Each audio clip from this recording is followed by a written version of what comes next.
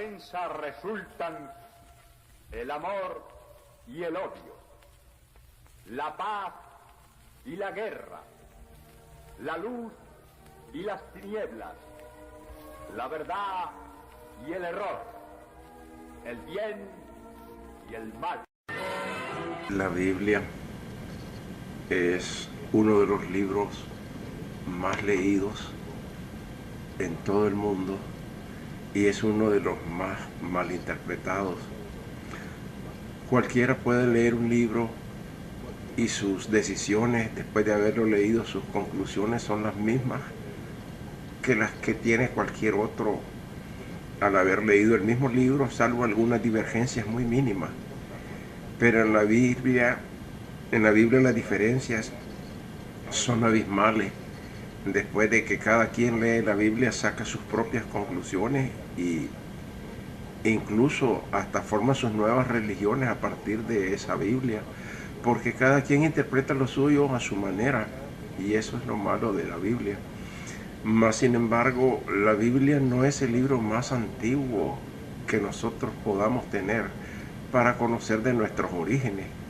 Existen muchísimos miles de años atrás unas tablillas que fueron encontradas en Sumeria. Estas tablillas sumerias, escritas en un material de arcilla cuneiforme, nos narran desde los orígenes del universo por seres que vinieron aquí a Mesopotamia y enseñaron a esta gente tantas cosas. Es curioso ver que muchísimas cosas que se abordan en la Biblia son cosas que fueron ya abordadas miles de años atrás en las tablillas sumerias, y podríamos fácilmente concluir de que esta gente, estos escritores de la Biblia, tomaron la información de las tablillas sumerias, cambiaron nombres y pusieron los mismos acontecimientos con otros nombres y los narran como un acontecimiento bíblico, y la gente lo digiere así, lo acepta así, no lo analiza, y pasaron muchísimos años, pero muchísimos años desde que se hizo la Biblia, y la gente simplemente la digirió así, sin comentarla, sin criticarla, porque en sus orígenes la Biblia era prohibido completamente, era algo delictuoso hacer análisis de la Biblia, había simplemente que aceptarla,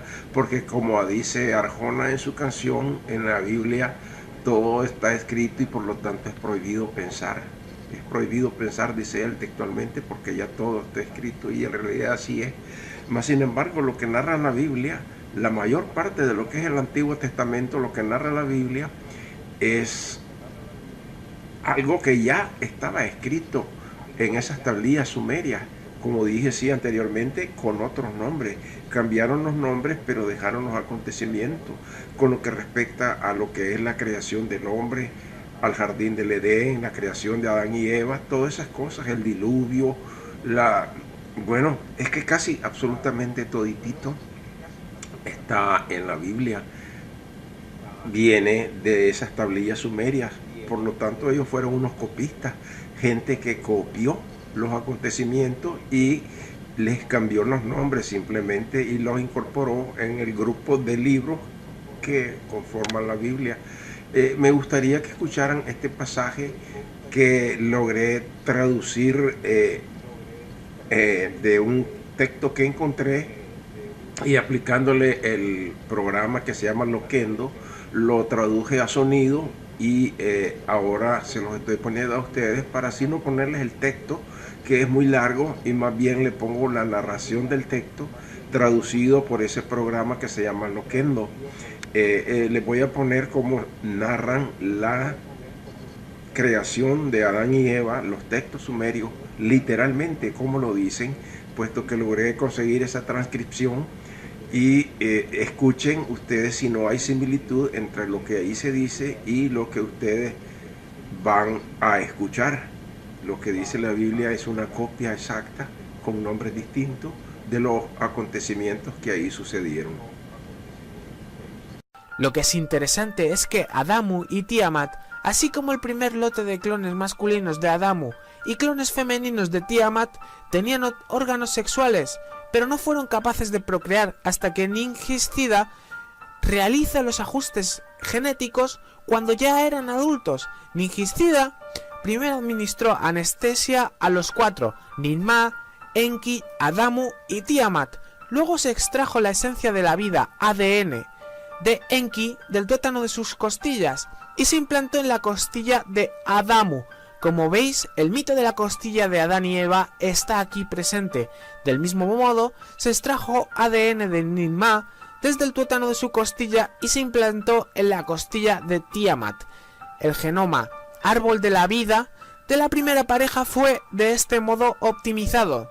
Este es el tercer salto en la evolución.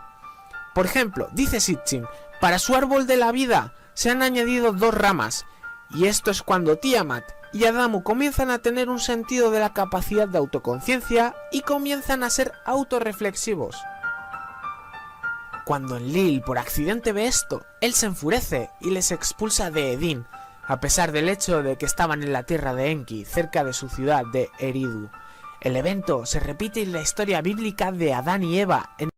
Como pueden ver, lo que escucharon pues en realidad es una copia fiel de lo que dicen los libros sumerios, y las interpretaciones pues han sido alteradas de una u otra manera, pero el hecho de la creación tal como la conocemos bíblicamente, de la extracción del hueso de Adán, cómo fue creada Eva, pueden escuchar en la narración que anteriormente escucharon, que como según las tablillas sumerias fue, y cómo los escritores de la Biblia narraron cómo fue el acontecimiento.